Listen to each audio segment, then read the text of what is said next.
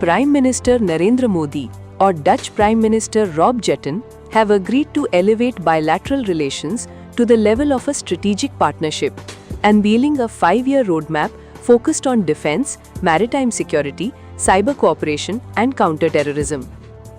The agreement was reached during talks held in The Hague, where both leaders adopted the India-Netherlands Strategic Partnership Roadmap 2026-2030. The roadmap aims to strengthen cooperation through structured and time-bound initiatives across multiple sectors. What does the new defense partnership include? Under the defense framework, India and the Netherlands agreed to deepen military cooperation through regular interaction between their defense ministries and armed forces. Both countries will work towards structured tri-service engagements and increased cooperation between defense industries and research institutions. The two sides also decided to enhance maritime cooperation through participation in naval exercises and greater engagement under the Information Fusion Center Indian Ocean Region or IFCIOR. The roadmap further proposes expanding cooperation in the Indo-Pacific region through initiatives such as the Indo-Pacific Oceans Initiative and the Indian Ocean Naval Symposium.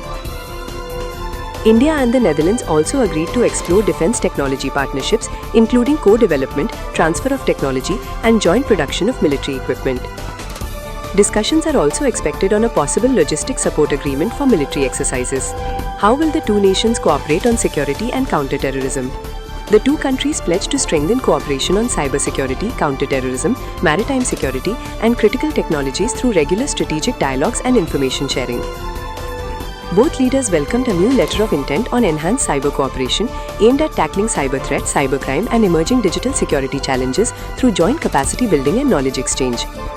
On terrorism, Prime Minister Jetten strongly condemned the terrorist attack in Pahalgam, Jammu and Kashmir, and reaffirmed the Netherlands' support for India's fight against terrorism, including cross-border terror activities.